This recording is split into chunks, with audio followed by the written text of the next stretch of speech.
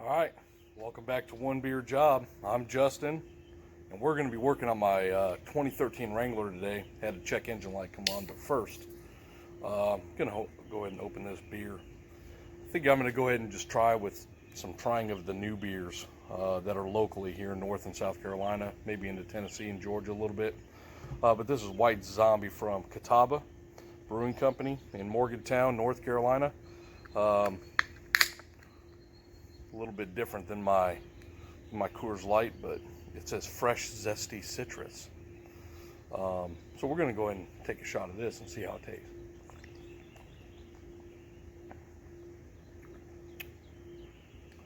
Hell, that's not bad. It's like a reverse blue moon. Man, that's pretty good. Anyway, what we're going to be, I got a check engine light that came on. I've had it read once before, so I know what the code is, but it's I'm going to go ahead and show you how I use it on my super tuner, how I check my code off the super tuner. That might be one beer job, and then that might lead to other beer jobs. We're going to get going on that. So how you check your, so this video is on how you check your check engine light using the super tuner for a 2013 Wrangler. Hold on. Here's my super tuner. Super Chips. It's a good little thing. I've used it quite a bit, as a matter of fact. It's going to fit right up underneath your dash, right there where you would check your codes. That's where we're going to go ahead and plug it in, and then it should go ahead and boot right up.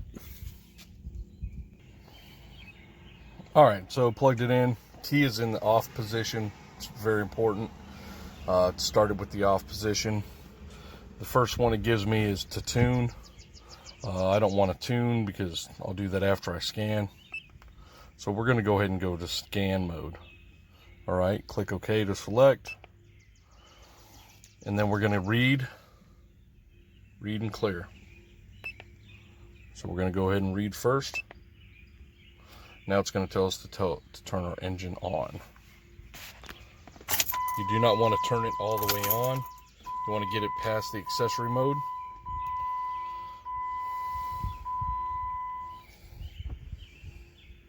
Then press OK. I appreciate it so much. So.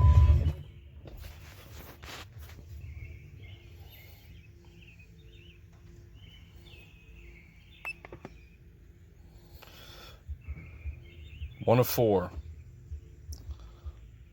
Camshaft sensor. One of four. P06DD. This is the one that keeps tossing it.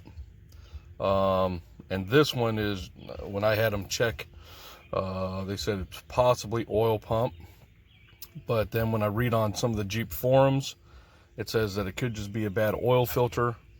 So I'm going to change that first, but that's a different story. Camshaft position, sensor B.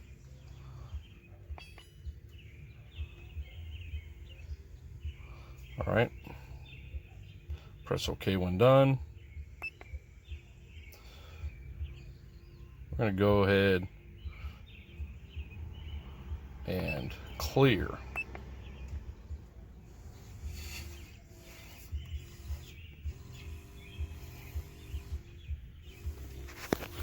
Turn it off.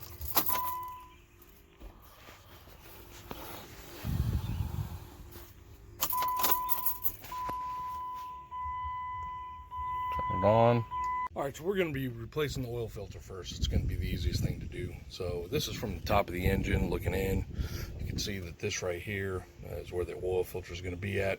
It's a 15/16 socket or 24 millimeter. I'm just going to go ahead and take that out and then pull that filter out, and I'll show you what it looks like. All right, we went ahead and this is pulled out the oil filter. This is what the new filter looks like. This is the old one, and again, I had my oil changed by somebody. I was in a rush. I didn't change it myself. I'm using a Mobil 1 filter. As you can see, this thing's like the Corona and made in China. So it might definitely be tossing my code because this Mobil 1 is made in the USA. So we're going to go ahead and switch these filters out. You just plug it right back into the cap and then plug it back in, and then we're gonna, since we've already cleared the codes, we're gonna see if that clears the main code of 0P DD 0, whatever the hell it was before, can't remember. But drink your beer, hold on. All right, we got the Jeep up and running after we put the oil filter in. Again, remember I cleared the code. I'm sure I got to drive it a little bit just to see if that code pops back up. Another way to clear your code, you know, if you don't have a super tuner, or if you don't have anything that will, you know, clear the codes for you, is you'll want to unhook your negative battery terminal.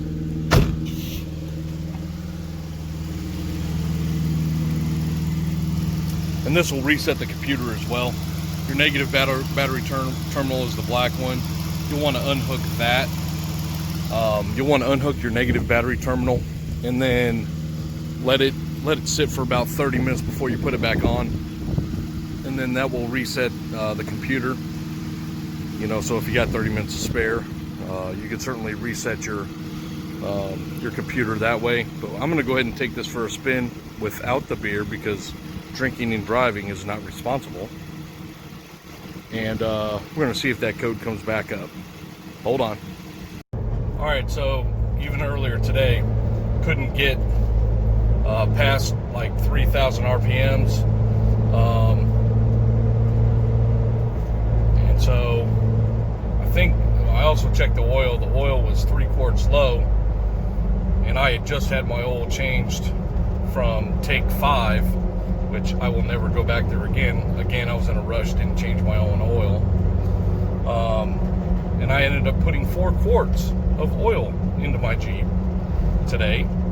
So I think what that sensor was, or what that code is throwing, is that it's low oil. So you might check your oil first instead of going to buy an oil pump. Check your oil first, make sure that you have enough oil in your system. Go ahead and change your oil, and then put a new filter in and see if that gets rid of the code. I'm going to go ahead and get to a street where I can open it up and get over 3,500 RPMs and just show you. But this is right now that my Jeep was not doing this morning, so I think we fixed the problem.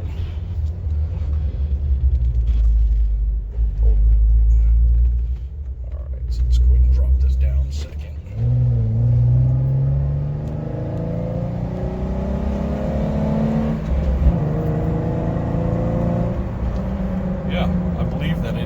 Fix the problem. Right at about 2,500, it would just start gurgling, and it wouldn't go any faster. So I ended up driving home at like 35 miles an hour yesterday. So I think we went ahead and fixed the problem. So let me get back to the house so we can drink beer together. Hold on. All right, I'm Justin, back for one beer job. Couple takeaways, I guess, from doing this job when you get that code, the P06DD. Check your oil number first. Check your oil number 1 first and foremost, and then change out your oil filter. Remember, hold on.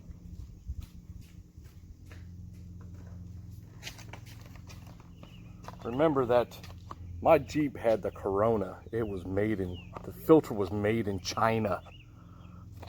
So. By United States made parts. Again, USA is where it's at. In terms of this white zombie from Cataba, it is fresh, it is zesty, it is citrusy. It doesn't have a terrible aftertaste. It's 5.1% alcohol by volume. It's not bad. It's a white ale. So we're gonna go ahead and kill this, but until next time, enjoy your jobs. I might get a couple more done today. And this beer is, by the way, from North Carolina. So cheers, one beer job.